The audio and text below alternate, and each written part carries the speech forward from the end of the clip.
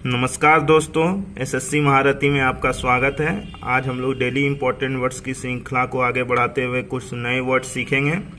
उम्मीद करता हूँ आपको वर्ड्स पसंद आएंगे। जो लोग आज पहली बार इस वीडियो को देख रहे हैं और इस चैनल पर आए वो पहले के वीडियो को देखें, इस सीरीज को शुरू से देखें और नए नए वर्ड्स सीखें।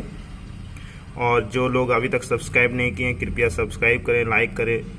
मैं भी आपके लिए बहुत मेहनत करके वर्ड बना रहा हूँ, तो आप लोग भी मेरे मेहनत को समझते हुए मेरे चैनल को शेयर करें। और सबसे इम्पोर्टेंट बात है, सीखें पहले तभी ये सब करें। तो चलिए बढ़ते हैं।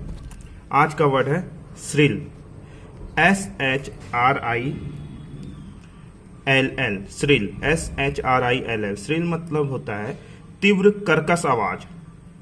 सपोज कीजिए कोई कारखाना में जो फैक्ट्री मशीन का आवाज आते रहता है, खट खट खट खट खट खट खट, तो वो श्रिलिंग होता रहता है, तीव्र कर्कश आवाज आते रहता है। इसके एक्सप्लेनेशन को लेते हैं। तीव्र कर्कश आवाज के इंग्लिश को लेते हैं। To make a very loud, यानी बहुत ज्यादा लाउड, बहुत ही तेज, हाई पिच्ड साउंड, बहुत ही तेज साउंड क्रिएट करना, बनाना, तीव्र कर्कश आवाज, जैसा मैंने बताया यहाँ हिंदी उसका एक्सप्लेनेशन है। इसका ट्रिक लेते हैं। एप्पल फोन जो होता है दोस्तों, उसमें हे श्री, हाय श्री करके, जैसे गूगल में हेलो गूगल, हाय गूगल करके बात करते हैं, वो आंसर देता है। उसी तो एप्पल में श्री होता है, तो श्री आवाज़ निकालता है, लेकिन वहाँ है कि मधुर आवाज़ निकालता है। तो आप उसको ट्रिक याद करने के लिए कर्कश आवाज बना सकते हैं, श्रिल। अब इसके सेंटेंस को लेते हैं दोस्तों। The shrill sound of a policeman's whistle. रात को जो चौकीदार विसल बजाता है उसका श्रिल साउंड आता है।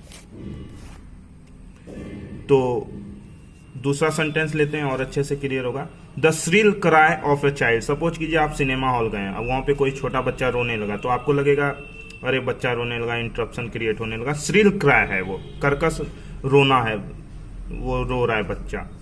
तो इस तरह इसको समझेंगे। इसके सिनोनिम्स लेते हैं दोस्तों। पहला सिनोनिम है पीपिंग। गाड़ी का आवाज जैसे पीप पीप पीप पीप हॉर्न करता है ना मार्केट में, तो कर्कश लगता है, हॉन्टिंग लगता है वो साउंड, तो उसको कह सकते हैं। तो अ पीपिंग वॉइस, इससे भी आप सेंटेंस बना सकते हैं। ट्रिक वही है। दूसरा सिनोनिम है दोस्तों high pitched, HIGHPITCHED। High pitch का साउंड, यानी तेज पिच का साउंड जो रहे, तो वो भी है, ये तो इजी वर्ड है। तीसरा सिनोनिम लेते हैं दोस्तों स्क्रीचिंग। स्क्रैच जब हम करते हैं सतह पर तो कर्कश आवाज निकलता है ना, उससे भी आप बना सकते हैं स्क्रैच का आवाज। इसका सेंटेंस लेते हैं। द स्क्रीचिंग ब्लास्ट, यानी अचानक का जो तेज ब्लास्ट होता है, स्क्रीचिंग माना अचानक का भी होता है, अचानक का तेज ब्लास्ट कर्कश आवाज निकालते हुए हुआ। किसका? Of the factory whistle hurt my ear. मेरे कानों को हर्ट किया, इतना तेज आवाज हुआ कि कान सुन हो गए। अगला सिनोनिम लेते हैं दोस्तों SHRIAK, श्रेक। श्रेक मतलब भी होता है वही, तो यहां भी श्री है तो आप उससे बना लीजिएगा। The Shrek of chalk on the black board. जब ब्लैक बोर्ड पे आप चौक ऐसे ऐसे लिखते हैं तो आवाज आती है, तो उसको श्रेक कहते हैं, कर्कश आवाज, चरचराने का आवाज, चरमराना जिसको कहते हैं। पांचवा सिनोनिम लेते हैं दोस्तों स्क्वैक, स्क्वैकिंग। तो बत्तख जब क्वैक क्वैक करते रहता है, या आप क्विक क्विक बोलना चाहेंगे तो तेज तो बोलेंगे लेकिन कर्कशता आ जाएगा, मधुरपन नहीं आ पाएगा आपकी आवाज में, तो उससे भी बना सकते हैं squawking, a squawking voice. I don't want to hear any squawking sound. मैं कोई कर्कश आवाज, कोई चरमराता हुआ आवाज सुनना नहीं चाहता हूं, यह इसका मतलब हुआ। अगला सिनोनिम लेते हैं दोस्तों ट्रेबल, TREBLE, ट्रेबल। ट्रेबल को आप ट्रबल से जोड़ सकते हैं। ट्रबल में जब आदमी रहता है तो कर्कशता के साथ बोलने लगता है, परेशान जब रहता है तो इसके सेंटेंस को आप ले सकते हैं दोस्तों।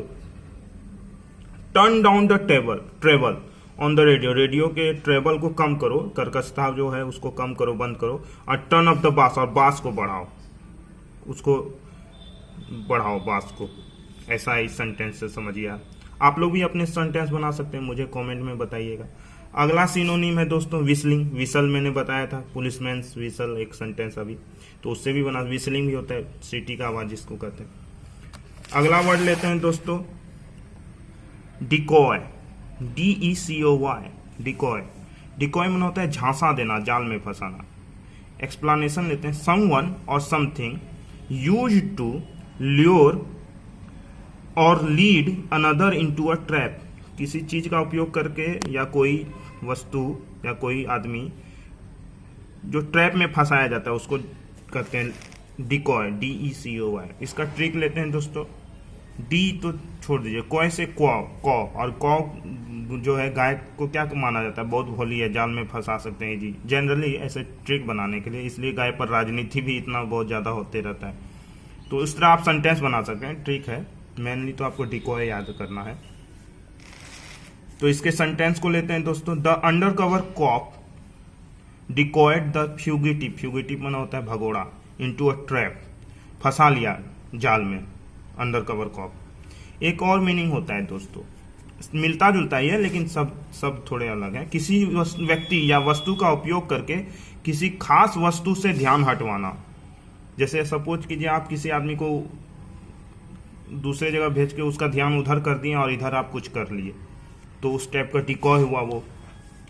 जैसे समवन और something used to draw attention, यानी अटेंशन प्राप्त करना, draw attention, away from another, दूसरों से हटा देना अटेंशन को। इसके सेंटेंस को लेते हैं दोस्तों। He had a decoy distract the guard while he jumped over the fence, guard को डिकॉय करके उधर ध्यान कर दिया और इधर वह जंप करके चोर वगैरह भाग जाते हैं, तो उससे आप सेंटेंस बना सकते हैं, इस तरह बनाए। दूसरा सेंटेंस और इजी होगा समझने में। He used a whistle to decoy the birds within range, जब हम लोग खेत में भी विसल यूज करते हैं बर्ड्स को भगाने में, उसका ध्यान भटकाने में, ध्यान भटकाना भी कह सकते हैं आप। इसके सिनोनिम को लेते हैं दोस्तों। Bat, BAIT, bat. तो धोनी जब बैट नीचे करके रखता है तो बॉलर समझता है कि अभी डिफेंसिव है, लेकिन जब बॉल फेंकता है तो वो छक्का या चौका मार देता है, बाउंड्री मार देता है। तो डिकॉय करता है, बॉलर को फंसा लेता है जाल में, ट्रैप कर लेता है।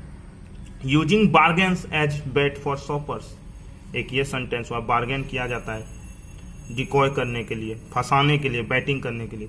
या दूसरा सेंटेंस समझते हैं, बैटिंग प्रोस्पेक्टिव बायर्स, बैटिंग मतलब जाल में फंसाया जाता है, लुभाया जाता है। प्रोस्पेक्टिव मतलब प्रोस्पेक्टिव मतलब होता है संभावित बायर्स, जो खरीद सकते हैं। सपोज आप फ्लैट खरीदने गए कहीं, तो उसके आगे लिखा रहता है ना पोजीशन इज ऑन या जो भी रहे, तो वो आपको एक प्रकार का एडवर्टाइजमेंट रहता है, तो वो आपको लुभाने के लिए रहता है। अगला सेंटेंस लेते हैं दोस्तों। एल्योर, ALLURE, यह लियोर से बना है तो उससे भी रख सकते हैं। या ऑल योर्स, योर URE को योर कर दीजिए, यानी इतना आप जाल में फंस गए कि सभी चीज उसको देना के लिए तैयार है। ये भी आप ट्रिक बना सकते हैं। इसके सेंटेंस को लेते हैं।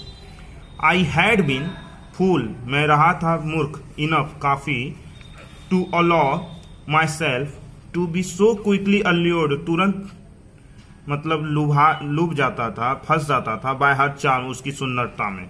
यह एक सेंटेंस हुआ।